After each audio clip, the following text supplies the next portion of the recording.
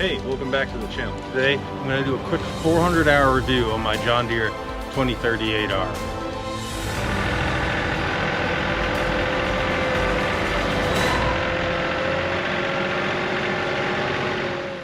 So I got this tractor back when they first started selling them back in 2017 when they did their revamp of their 2 Series tractors.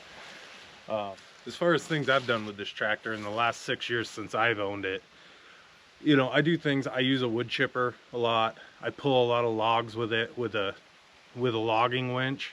I've done mowing with it, used the loader a lot. I've done a great deal of backhoe work with it, and it's never let me down, not once. I've had 2 problems with it since I've owned it in the 400 and, to be exact, 439 hours. I've had 2 problems with it. One of them was when I very first got it. I had a steel line that had a hairline crack, hydraulic line that had a hairline crack in it, and it wouldn't leak when it was cold. It would only leak after the motor, transmission fluid, and hydraulic fluid was all warmed up, and then it would drip. Got that fixed. Never a problem again. The only other hydraulic leak I've had to speak of is I had a fitting underneath the seat that goes into the top of the transmission there that was just seeping. Other than that, 439 hours with this tractor of plowing snow and doing all the logging work that I do, I have not had a single problem. As far as people that live in the northern climates, I live in the northern climate, so it gets cold. I've never had a problem with it starting. I plug it in when it's real cold, and I know it's going to snow because I plow a lot of snow with this. If I know it's going to snow, I know it's going to be cold, I just plug it in for the night and it always starts without fail. I run a 6-foot snow plow on this, and I'll put a 6-foot box blade on the back. So in this tractor right here with the ice pick chains on it, we'll push that 6-foot plow and pull that 6-foot box blade full of snow more or less without a problem every time. If it's really wet and heavy snow, sometimes it's a problem, but 99% of the time it'll go without a problem.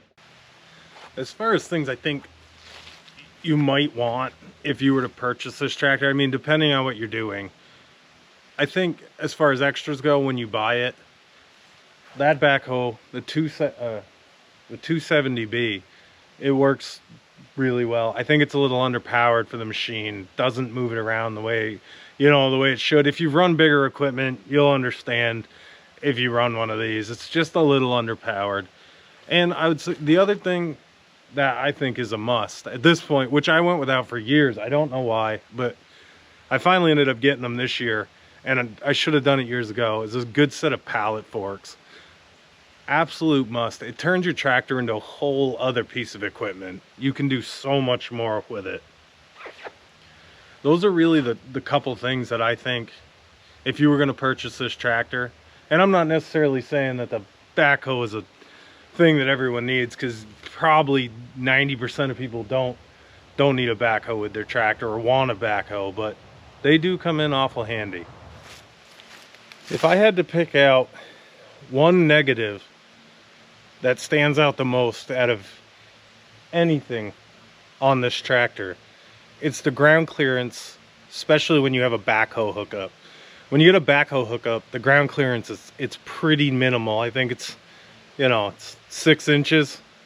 So that's a negative. When you're out using it in the woods like I do, you kind of have to make sure that you got a nice dug-in trail, nice road to work off from, or you could end up in some trouble. But that's really, as far as negatives go for this tractor, that's its big downfall. A 3 Series would be better in that regard, because you'd stand up just a little bit higher and you get a little bit better ground clearance. It would be. So that pretty much covers this tractor. I'd like to give you a whole lot more information and have a whole lot more to say about it, but it's been absolutely phenomenal. I haven't had enough problems to tell you about the fixes. It's been great. In a couple weeks, I got to get this tractor ready for winter, which is putting my plow on the front and the back, and I got to put my ice pick chains on. I will do a video on how to put those ice pick chains on and show you it being done. something you want to see, tune in. Thanks for watching. Hit the subscribe button. That would be really appreciated. Have a great night.